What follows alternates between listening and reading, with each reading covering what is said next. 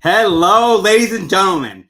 Today, I am bringing you a living legend. I am bringing you the number one team in California for Real Trends 2023, the number two team in the brokerage EXP 2023. I am bringing you the man, the myth, the legend, Elias Astuto, DRE 019-13195. His office is in Lathrop.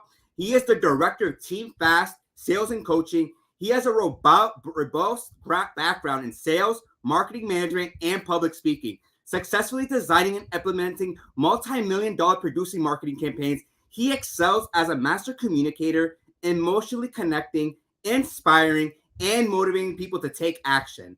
His goal is to positively shift the culture of any company, increase production, and set the benchmark for enthusiasm and energy, making him an asset to any organization. He can be reached at 530-203-1023 or Elias at fastagents.com or Instagram at Elias Astuto. Everyone, please give it up for Elias.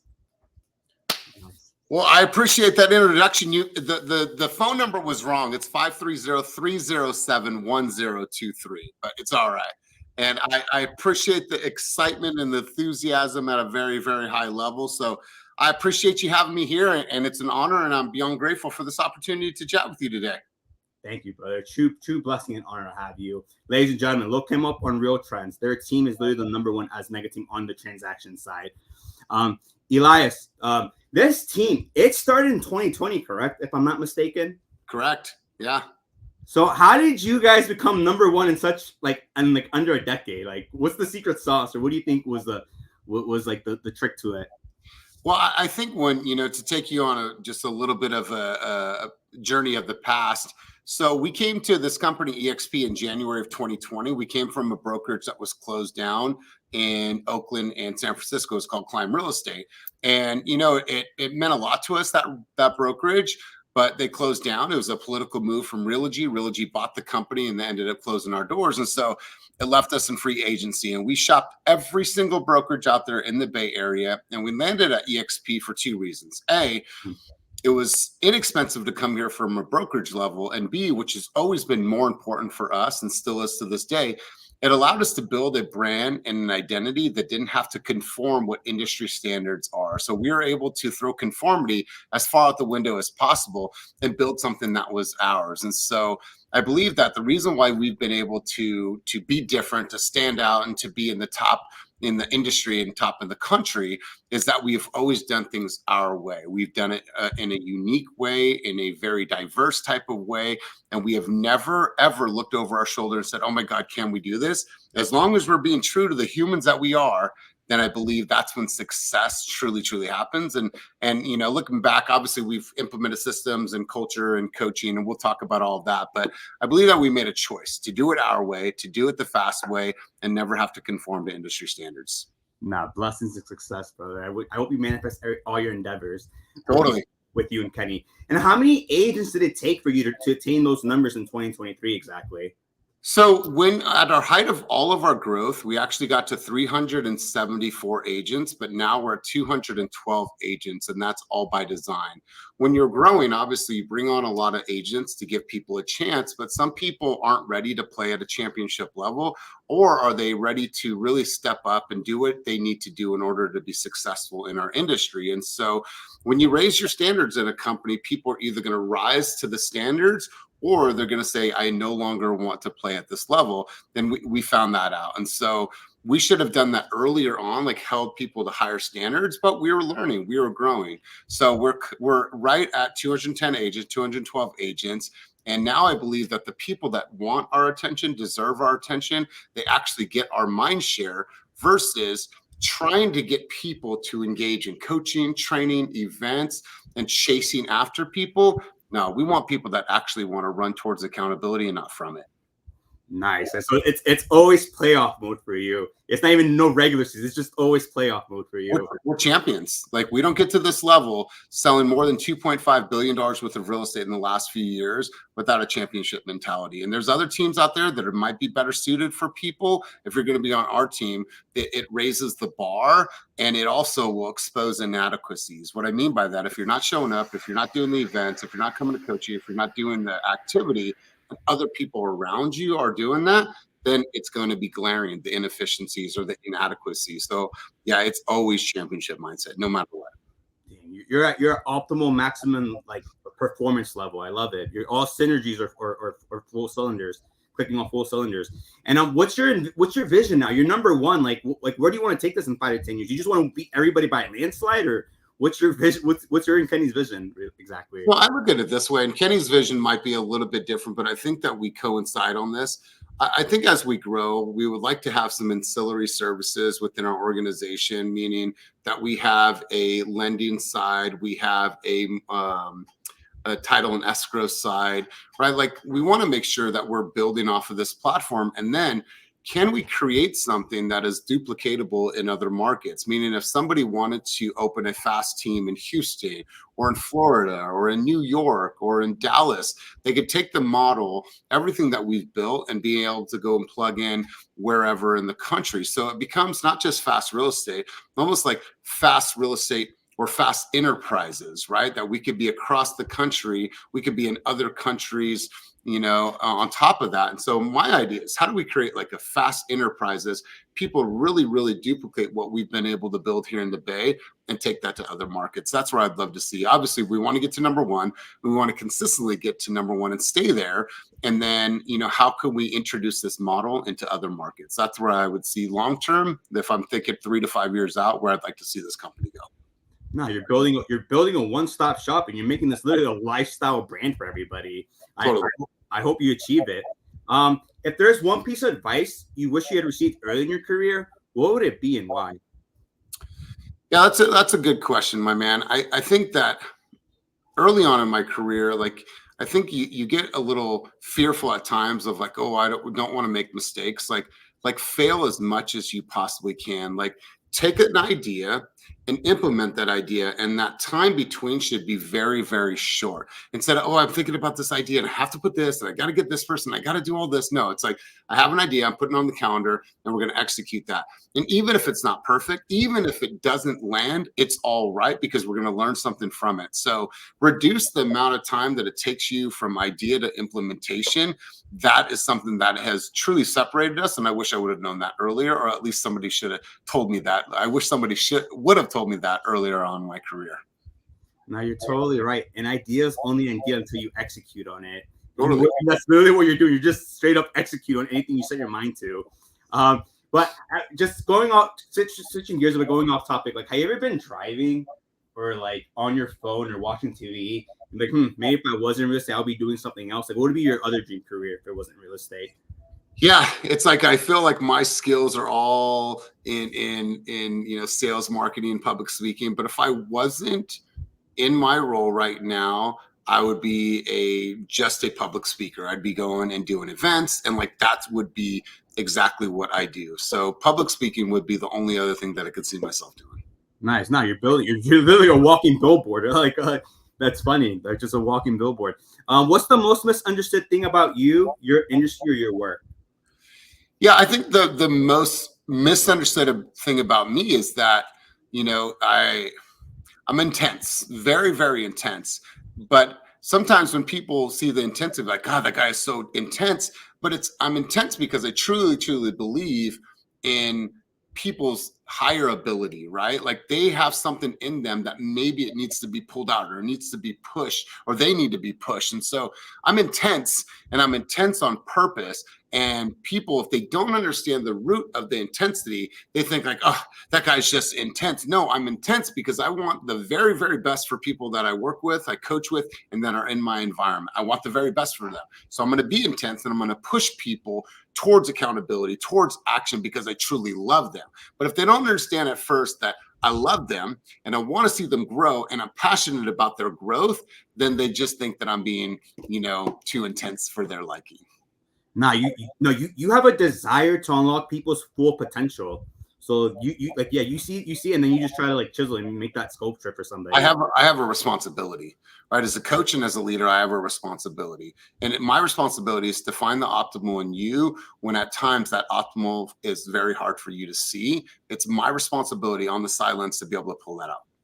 No, it's amazing. It's amazing. What's the biggest misconception people have about real estate in today's world, would you say? I think that people have, so there's two sides of this.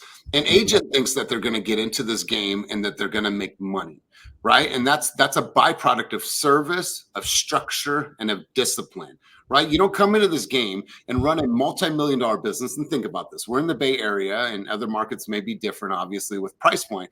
But if you sell a few homes in the Bay Area, you're now in a multi-million-dollar business. You're running a multi-million-dollar business, and it should be treated as such. The structure, the discipline, the time, the commitment that you give to this business is foundational, right? That's so important. So people think that they could come into this game and not have a structure, not have a system, not have discipline, not have consistency, and think that they're going to make it. And they're wrong. They're absolutely wrong. And so I think agents think that it will be easy. No, there's a very low barrier of entry to get into real estate. The real work starts as soon as you pass that license, and it's up to the agent to create that structure, because let's be real, my man, most of the structure that we have has been built for us, right? Education, our college, our first careers, all these things have been built for us. Now we get our license that says we can help people with the biggest purchase of their life. We have to build a structure. We have to have the discipline to follow through on all the things that we've done on our calendar and we are put on our calendar, and we have to be consistent. People think that they just come into this game and wing it. That's not going to work. That's not going to work. And then the biggest misconception for consumers is not really understanding everything that we do. And for decades, it hasn't been as visible and it hasn't been as illustrated. Since we've gone through the changes with the National Association of Realtors, it now allows us to display, to articulate, to illustrate all of the things that we do for our clients and how we serve them at the highest level and protect them. Before, there was a lot of unknowns. Consumers didn't know exactly what realtors did unless they were listing a home with you. If you were buying a home, you didn't really understand the depth of what realtors did. They would see the peak of the iceberg, but underneath that was so much work and preparation and time and reviewing documents and negotiations. They didn't see what was below the waterline. Now they get to see it. So the misconception is that consumers didn't really understand what we did, and they thought that maybe it was easy money. But now we have an opportunity to show them this is why we do what we do and why we get paid what we get paid. Yeah, full transparency, full disclosure. Bouncing off your two responses, I'd like to ask you: a new agent comes to you, what's their game plan? Because usually in recent, what we do today plays out 3 months from now. But what's your game plan for them to like start off today and have end the year strong and really take off in 2025? Yeah. So first off, they have to have a vision. They have to have clarity of why they're actually doing this. Right. And it has to be pretty deep rooted for them to really be passionate about this, because what's going to happen is this game is going to hit you in the teeth. Right. It's going to punch you in the teeth, but you have to be so passionate about the road ahead and what you're creating for yourself, for your family, for your loved ones, the experiences. It has to be so clear that you're willing to weather a storm. Right. Because what happens is you come into this game and it feels good and it feels good. Well, then all of a sudden I haven't gotten into contract. And right here at this low point is the make or break point, right? It's called the J curve. Well, right there at that point, people are going to decide to either leave the business or stay in the business and fight through adversity. The ones that fight start to climb. And on the other end of that, that's when they start making money. So an agent needs to have a compelling vision of why they want to be in this game and be very, very clear on that. And then build a system and a structure that follows this very easy roadmap. I need to make sure that I have educational time, right? Am I learning the things about the MLS? Am I learning about the contracts? Am I going to the seminars to learn about this business? 2, I need to put myself in some type of coaching environment, whether that's group coaching, whether my company offers coaching, whatever it is, I need to get coaching, because the education is one thing, that's curriculum.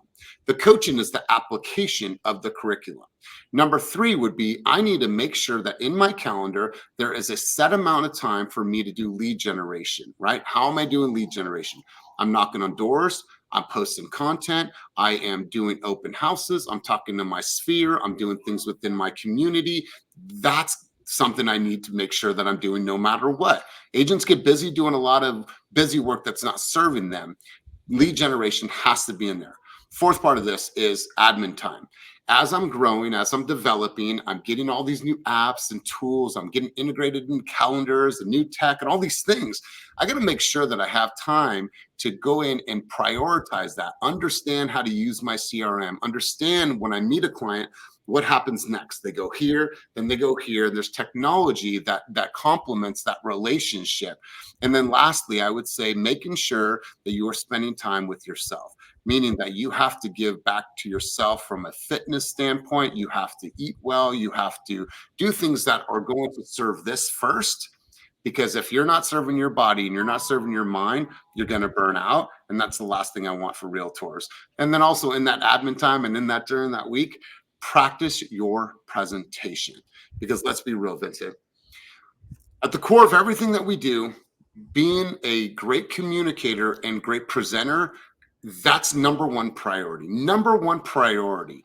Because I don't care how much lead generation you do, or how many door knocking you do, or how many videos that you create.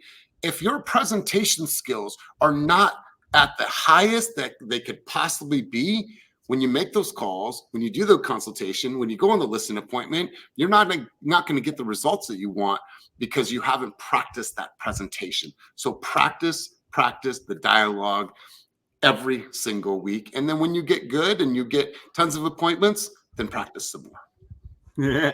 Now you're extremely pragmatic with your whole roadmap. So like you're super pragmatic, I would say. And then bumping off what you said, secondly, with the consumers, I don't know if your agents ever faces, but you deal with the consumer that's maybe on the fence of like going to house buying or not. How do you explain to them, like in a third grade level, that hey, your wage growth is actually only 2 to 3% on average? The home that you like actually grows 5 to 6%. So you wait for rates to drop. Like if they do drop, the home value is going to go up, and a pool of buyers is going to come in, pushing the home price even higher. Maybe they buy, like leaving them out like in the cold summer. You know what I mean? Like how do you explain that to like a consumer, like in a very like eloquent way? Would you say? So I think that's first off, you have to understand the fears, the doubts, and the trepidation of a consumer. Becoming a homeowner can be a very, very scary time for a consumer. So first and foremost, you have to have some empathy and you have to understand where they are. And it also has to be good time, right? Just because we think that everybody should be a homeowner in the United States of America, it might not be applicable to every single consumer. However, that's a case by case, and you have to look at it this way. If a consumer is spending, let's say, $2,500 in rent every single month, and they're paying that, they've been doing that for the last few years. Now, I mean, literally $40,000 on an average every year, 40, 80, $120,000 over the course of the last 3 years. So, Mr. Consumer, when you've been renting, is it safe to say that the rents can essentially go up on you, right? They totally can, right? Now, during that 3 years, what's happened to your equity? Well, nothing, because you don't have any equity. It's a rhetorical question. Well, when you purchase a home, no matter what, that interest rate is going to stay fixed. So that payment's not going to go anywhere. But what's happening is that your equity is continuing to go up, right? Now you have to think about the security that you have for your family. If you have now put $40,000 into the home for you and your family, that means that you have stability, you have options, you have security. And then later on in time, what can happen is that interest rate could come down, making your payment what, higher or lower? Makes it lower. Absolutely. So no matter what, a consumer is paying a mortgage, whether or not they're paying their own mortgage or someone else's, that's their choice, right? That's their choice. We just want to show them the pathway to put that security back into their family so they can have more opportunities. Because imagine, Mr. Buyer, imagine if your family over the course of the next 3 years had positive equity of $150,000, include appreciation, let's say $180,000, $200,000. What type of opportunities does that open to your family? And does that create a sense of security for you and your loved ones? Absolutely. That's why people should become homeowners. Nah, that's probably one of the best responses I've ever gotten, to be honest with you, brother. You're literally you see the game perfectly. Like, you can reverse engineer. You know how to reverse engineer the inputs to the outputs, I would say. If you could change one thing about the industry, what would it be and why? So I think, and I'll probably piss some realtors off, I think that it should be harder to get your real estate license. I think it should be harder to get your real estate license. Like it takes you longer, and I got mad respect for barbers. Don't get me wrong. Like it takes longer for you to become a barber than it does a realtor. And so what I believe is that our consumer rating as realtors is between like 8 and 12%, right? Because consumers don't really understand what we do. Now they will because of the new settlement and things that have to be more visible for a consumer. But I believe in my heart of hearts, we have a responsibility. We have a responsibility and we have a fiduciary to our consumers, right? That's who we are. We're realtors. We're signing up for this. It should be a little bit harder. It should be harder. And so it weeds people out before they even get to take their license. Now you're not the first person to say that or the last like that. What's the most courageous decision you made recently and how did it impact you? I mean, I wouldn't say most recently. I would just say in my life in the last 15 years is not drinking. And, you know, our industry is drinking is very commonplace, right? It's very social. We're going to events, we're meeting people, we're networking. For a lot of people, it's a crutch. It's a way to feel less anxiety when you go to these things, right? It's a way to rest your nerves. And I understand that. But for me, it was not drinking and still being that person that when we go to all these events to this day, I'm the person that goes home and chills out with my family and doesn't drink. And so not drinking is the best decision I've ever made for my life. It makes me a better father, a better husband, a better leader, a better coach. So that's one of the most courageous decisions that I ever made. And it was a selfless decision because I had to put myself first. I had to put myself first because I wasn't serving anybody by drinking the amount of alcohol that I drank. No worries at all, man. Thank you for being vulnerable. And you're fully focused, fully dialed in 24/7, 365, 366 on a leap year from what I'm getting out of this. What's the next big thing we should expect in the industry, or how are you contributing to it? Like how are you seeing what happened in August as an opportunity for your agents? I look at it this way. I think that what's happening and just happened, it gives us an opportunity to professionalize our industry, to broadcast, to show, illustrate what we truly do for our consumers and really define that in different ways. So the presentation changes, the way that we articulate our value changes, the way that we talk about compensation and relationship changes, and it sets some clear boundaries between realtors and consumers, meaning that you're not just going to run a realtor around and look at 100 properties and never have any interest to go buy a house, or if you do, you went and wrote the offer with your cousin. No, I think that it's going to build better relationships within our industry, and I believe that it professionalizes it. There's still people that aren't even caught up with, where is this commission? Well, the commission is not going to be documented anywhere, any way, shape, or form. And so what's happening is that we're becoming better negotiators, we're becoming better at our presentation, and we're professionalizing this side of the industry. Because you have to think about buyer's agents now, they have to treat their interaction with a consumer as they would if they were going to take a new listing, right? You go to a new listing, you bring all your documents, you're prepared, you have your marketing. All of that justifies what you're going to actually earn in compensation. Well, it's the same thing for a buyer's agent. They need to share, document, illustrate all of the things that we do for our consumers to justify what they get paid. Now, they also have the ability to, like they always have, be able to negotiate that money to be paid by the seller. That's always been there, right? Now it makes us be a little bit better at negotiating and professionalizes our industry. Yeah, no, what's happening when you said it's now all about intangible skill sets. Like there's no real metrics for it, but it's either you have it or you don't. And so I totally get what you're saying. You don't have to answer this, Elias, but how do you handle criticism or negative feedback about your work if it's ever happened? Yeah, man, I welcome it. I welcome it because think Deion Sanders said this, that your opinion of me is not my opinion of me, right? So your opinion of me has nothing to do with me. It has nothing to do with me, right? I'm going to show up. I'm going to work my ass off for the people that are in my environment. I'm going to move our company forward. I'm going to have a championship mindset. And so your opinion of me in the grand scheme of my life does not matter to me. It doesn't matter. And if I was hung up on every single person that wanted to criticize me, I'd say, look at my body of work. Look at my body of work. Your criticism of me, that's you probably projecting something that is insecure about yourself. I know who I am as a person, as a man, as a leader, and as a father. So what people probably are doing when they're criticizing is that they can't do what you're doing. They haven't done what you're doing, and they're insecure about something in their own life, and that their opinion of you doesn't matter in the grand scheme of life. No, you're actually, what you're saying is completely right. I'm not gonna lie to you. Like, that's funny. If you could have dinner with any historical figure, who would it be and why? Man, alive or dead? Either has anybody you can pick. So I think I would want to have dinner with JFK, like 1960, 61, 62, before his death. I'd like to sit down and talk with him. I'd like to have a conversation with, I don't know, one of my favorite actors, Robert De Niro.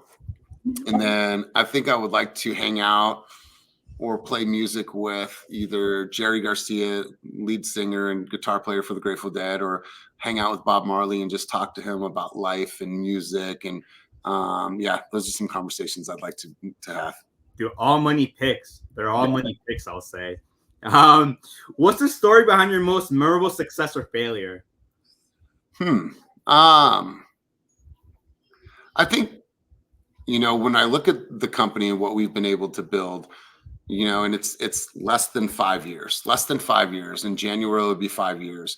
And when I think about this, when I think about be you but fast, what that represents is be authentic, be yourself, tap into your intrinsic qualities, be able to express in an environment that is, non-judging. And I feel that that's what we've created. We've created a healthy relationship, a relationship where people can just be themselves, free to express whoever the heck they are, long hair, tattoos, dreadlocks. I don't really care as long as they're themselves.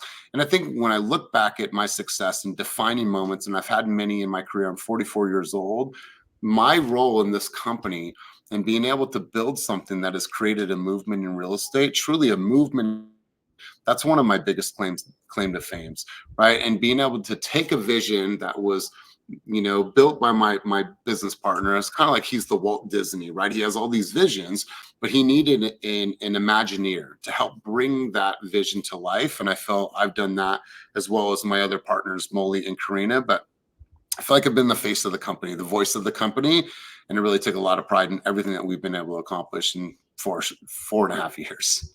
Yeah, no, you're like an architect. You really know how to design your marketing campaigns. What legacy do you hope to leave behind through your work, would you say, when it's all said and done? So when it's all said and done, there's a few things. I have a coaching department within our company. It's called Keep It Moving, and it stands for Keep It Moving Towards Your Dreams, Goals, and Vision. My hope and my legacy, my intent is that when, I'm done and I'm out of this business, that ability to always push for that extra degree, right? That momentum in your business. Water boils at 212 degrees. Before 212 degrees, water is just hot. At 212, that creates steam, and steam can create energy, and it's enough energy to move locomotives and, operate factories, so on and so forth. So my legacy is that I want everyone to always push towards their dreams, towards their goals, towards their vision, and never lose sight of that. And so I hope that echoes for decades and decades and decades, and those little nuggets are left with our team members and future team members and future realtors. No, you are a true catalyst to like human beings and their whole trajectories in life. It's like I truly applaud you. What inspires or influences you the most in your work? So not having anything growing up, is a huge like motivator for me, right? Having parents that were, deep in their own addiction growing up, like not having anything makes me super stability driven. So I'm not money driven. I'm not fancy cars driven. Those are all byproducts, I guess. What I am is I'm stability driven. And so when I think about my life, what I'll never put my kids through is I'll never put them through despair. I'll never put them through struggle. I'll never put them wondering where they're going to sleep at night, where their food's going to come from. I'll never put them through that. And so for me, that's one of the biggest motivators for me, to make sure that, I live totally in a constant state of, I don't want to ever go without, and I don't want my family to go without. And so I'll constantly push because I'm stability driven. So for me, that's my answer. No, that's a great answer. What do you think was like the turning point in your career journey where your eyes really lit up and you're like, you could see everything 2020, you're like, yo, I'm going to conquer real estate. Like at what point in your career could you know this was going to be you? You start to walk into your unique ability. And there's a book that I would highly recommend that you read, and anybody else that sees this recording or is on live. There's a book called 10X is Easier Than 2X. And it's not anything to do with Grant Cardone. It is a powerful book that helps you really understand what your unique ability is, meaning that how do I amplify my voice and what I'm truly, truly good at, right? What I'm passionate about, why I'm passionate about helping people. How do I amplify that? How do I really focus on the things that are going to speak to the person that I am and make me so excited about life and about business that I'm never bogged down with the things that I'm truly not passionate about. So being able to walk in my unique ability and allowing all the other things that I truly don't enjoy doing, leverage those things out. Get yourself an assistant, get yourself some help.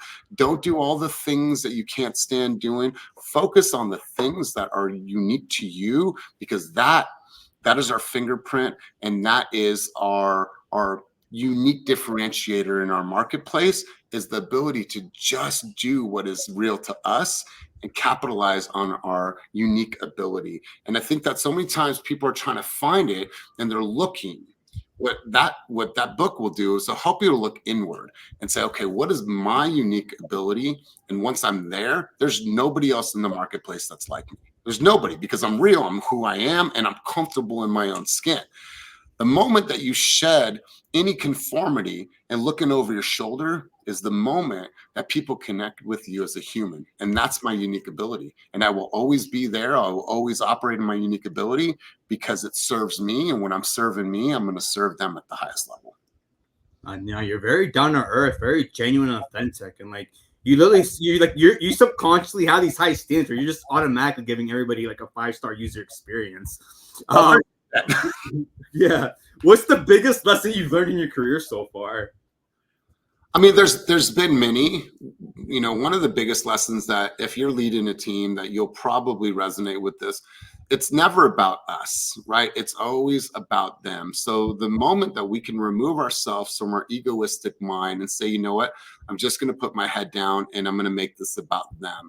I want to build a company and organization that has nothing to do with our name and has everything to do with them. The moment you can remove yourself from your egoistic mind and say, you know what, I want to truly, truly operate from serving them, that's a game changer, right? It's not about me. It's not about Kenny. It's not about Fast Real Estate. It's how can we help them improve the quality of their life? And if they improve the quality of their life, we make money as a company. So remove yourself from your egoistic mind and make growth all about them, not about your bottom line. Because if you serve them first, your bottom line will be impacted. No, amen to that. Amen to that. What's been the most challenging aspect of being in your role in today's world in 2024? People.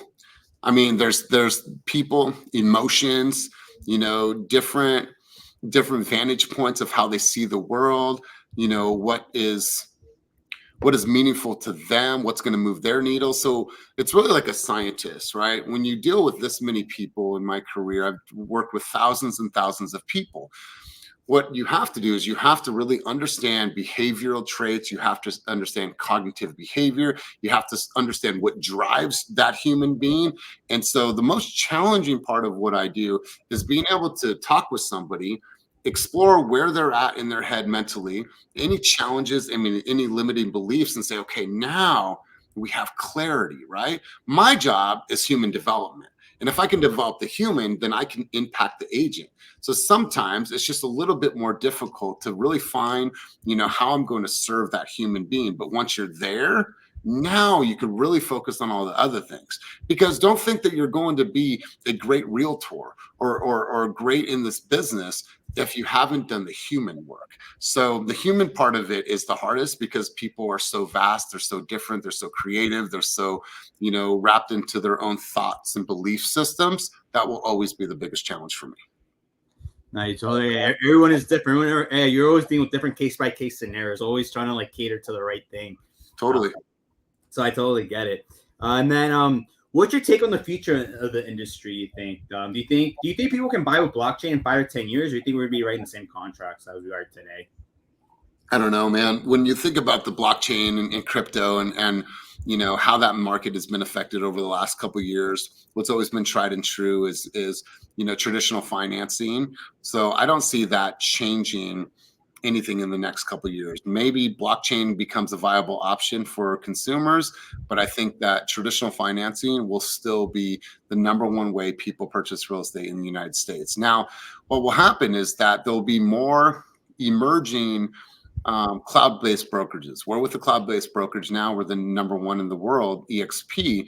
But as time has gone on, LPT, and now you have Real, and you have all these other companies that are cloud-based brokerages. I think that what will happen is this old way of doing business, meaning this traditional way of brick and mortars, I think that will eventually change, and it has changed over the last 5 years. And so I think that will change. Consumer behavior will change because they have access to so much information already. And I think that there needs to be a marriage of, wonderful, I'm glad that you know so much. And a realtor should not think that, oh, that's going to hurt us. No, that's going to complement what we do. And so I think that agents will leave the business in this next year because they're not cut out for the changes. Consumers are going to continue to be super, super savvy. The great agents will leverage their savviness to create a better experience for the consumer. And I think that traditional financing will still win. I don't know about blockchain or crypto or anything like that. I don't know if that's going to even make a dent in the way that people purchase real estate in the future. No, I just had to ask the question. But no, the way you think though, you literally invest into human capital, change behaviors. That's literally your game, which I enjoy. What do you think is the key to maintaining a work-life balance, and how do you apply it in your life? Don't look for balance, look for rhythm, right? So my life has a rhythm. And what I mean by that is that sometimes you might be playing a little bit more of your bass, or some days you might be playing a little bit more of your saxophone, but it's okay, because at the end of the day, what you're creating is this beautiful orchestra that has rhythm, right? I spend a lot of time exercising. When I'm done at 5:30, 6 o'clock, I'm done. I'm home with my family. I'm not stuck to my phone. I think that being able to prioritize and set boundaries in your life, and being able to set boundaries with your consumers. I'm not going to be available 100% of the time. Even if there's a fire, you can call me, but you need to set some healthy boundaries, just like we do in our personal relationships. You got to set personal boundaries. And if that person doesn't respect your boundaries, it might not be the person that you want to spend your time with. And so I believe that you choose and you make a priority to the things that are important to you in your life, right? My family will never say I'm disconnected, because when I'm on, I'm on. But when I'm off, I'm just with my family. I'm just with my family. My life has a rhythm. It's not about a complete balance, right? There's some weeks I work a little bit more than others, but overall, our family and my life and my work all have a rhythm. No, good for you, man. You're always full clicked on all cylinders. I only got 2 more questions for you, to be honest with you, Elias. You still there? Can you hear me? Oh,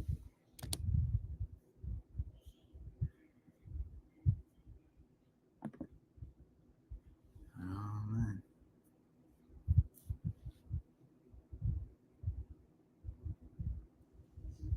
Are you there? Yeah, I am. Sorry about that.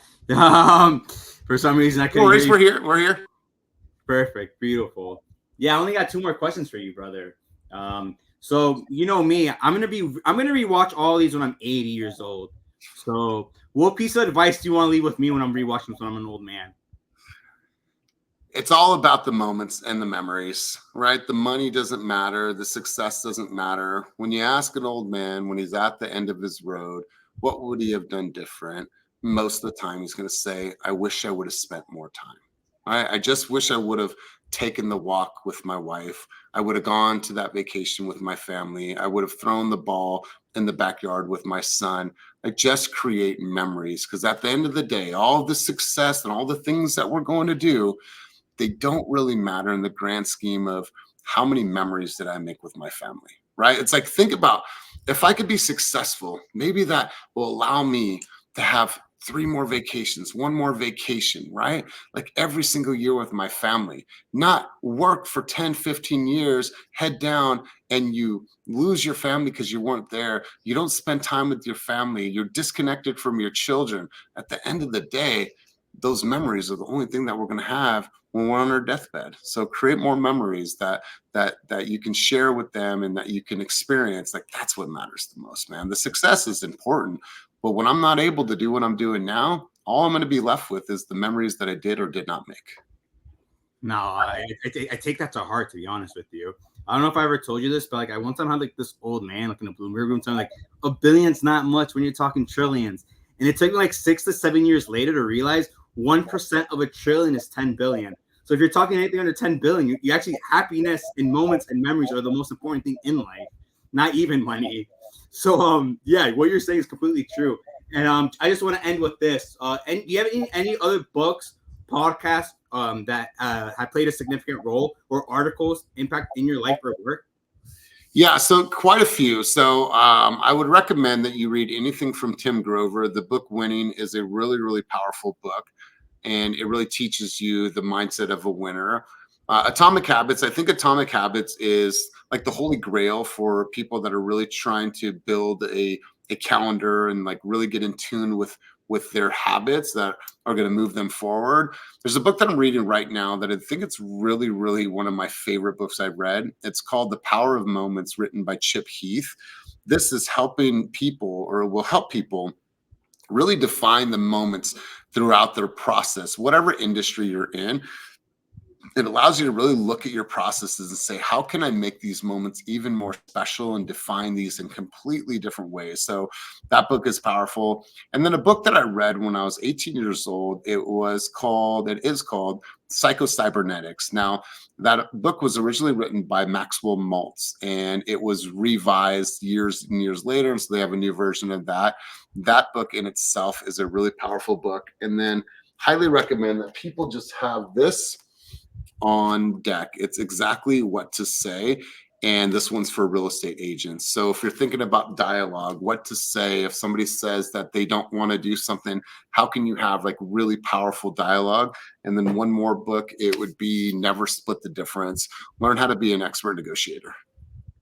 Dude, you really have invested in yourself. Like you have paid your dues, I would say.